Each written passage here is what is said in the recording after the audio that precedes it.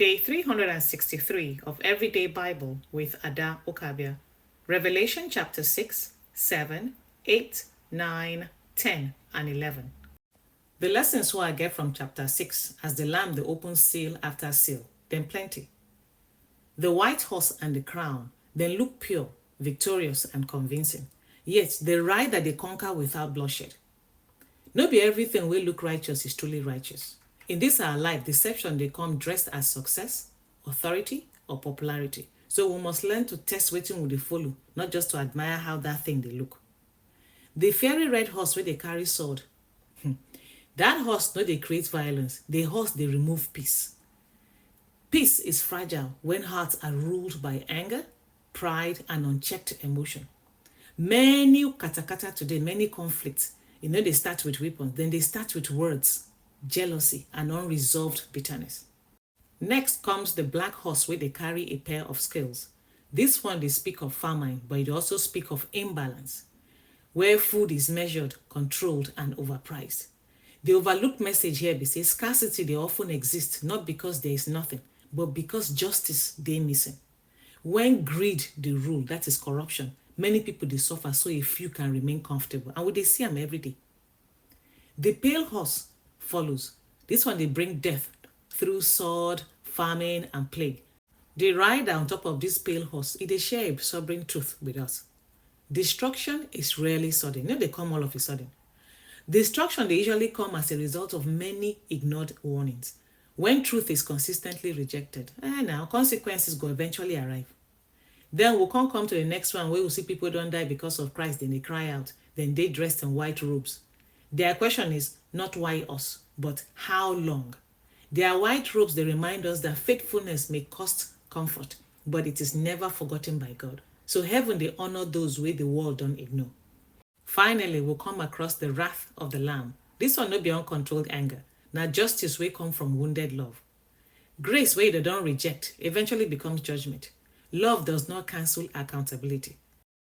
In chapter 7, I go look verse 4, where they talk about those who are sealed. You see, this sealing no be about perfection, now about belonging. Before chaos go break loose, God don't mark his own. So you feel unnoticed, overwhelmed, or hidden, but heaven knows exactly who you be. Your own identity no be say them go define them by your struggles, but by who you belong to. You belong to God now. We can't see where a great crowd they wear white robes and holding palm branches. The branches just remind me of the triumphant entry of Jesus, Abi. Those white robes, they are not earned. Then give them. These white robes, they represent a life that has been forgiven, not a life that has never failed. Then the palm branches, they symbolize victory, but not be the kind of victory where they come from fighting others. Now the victory after endurance. So this one, they remind us that surviving seasons of pain with faith is itself a triumph. Not too far from this verse, we can see where they describe that they washed their robes and made them white in the blood of the Lamb. We know say when blood touch you now, they stain. But here, blood they clean. This one, they teach us that healing does not come from hiding our wounds. Healing, they come from surrendering them. God, they transform what should shame us into something that restores us. For this same chapter, they can talk about the Lamb will lead them to springs of living water, and God will wipe away every tear. You go notice, say, he no rush them. He leads them. And he doesn't ignore their tears. He personally wipe away those tears. This one is a picture of God where they value emotional healing as much as spiritual victory. As we enter chapter 8, we can see something unexpected. They say silence in heaven for about half an hour. So before anything happened, heaven became quiet. Before major changes, clarity, or breakthroughs, there is often silence. So in this our fast world where they live, silence they feel uncomfortable, but God they use them to prepare our heart. When life becomes quiet, when answers delay, it is not abandonment. Now preparation is built. Now still for this chapter, they describe how an angel they offer incense with the prayers of God's people. The prayers go rise before God before the trumpets can sound. This one they show us something where most of us go fit easily miss. Prayer they come before action. So even when we see chaos on earth, heaven they respond to prayers we once whispered. Your unanswered prayers are not ignored. They are stored, remembered, and released at the right time. In chapter 8 and 9, another lesson come as the trumpets they sound. You go notice the repeated phrase, a third was affected. So not everything they wiped out. It means say hardship is often partial, not total.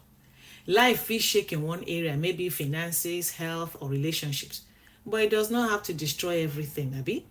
God they allow shaking to awaken us, not to erase us. In chapter 9, people experience suffering, yet they did not change their ways. This one a hidden warning. Hard times alone do not transform people or transform us. Reflection line they do so. Pain can make us better or bitter. Growth only happens when we pause to ask, what is this one teaching me? In Revelation chapter 10, they say a mighty angel appears with a small open scroll. So even during chaos, God they continue to communicate. He no stop to speak because times are hard. The scroll is open. That one they show that God wants understanding, not confusion. Hope is not hidden. They don't hide them. Hope they are available to those where they look for them. As John can't eat the scroll, it tastes sweet, but later it can't turn bitter inside the stomach. Waiting this one the mirror, it the mirror our life. Truth feels good when we hear them, but living the truth, it can be challenging.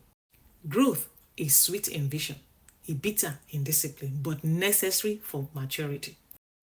We can open chapter 11 with two witnesses where they describe as the two olive trees and the two lampstands.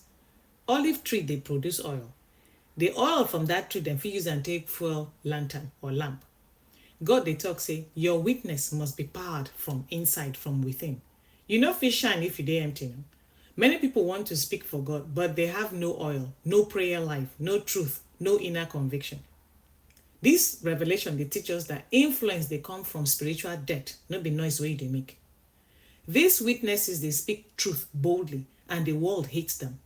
Yet they are not defeated until their assignment they complete. Opposition does not mean failure. As long as you're alive and you stand on the truth, your story is not over at all. Next, we can see where they kill these witnesses in a place symbolically called Sodom and Egypt. Sodom, they represent moral corruption. Egypt, they represent oppression and bondage. This message, they clear. Truth often dies in an environment where sin is celebrated and freedom is resisted.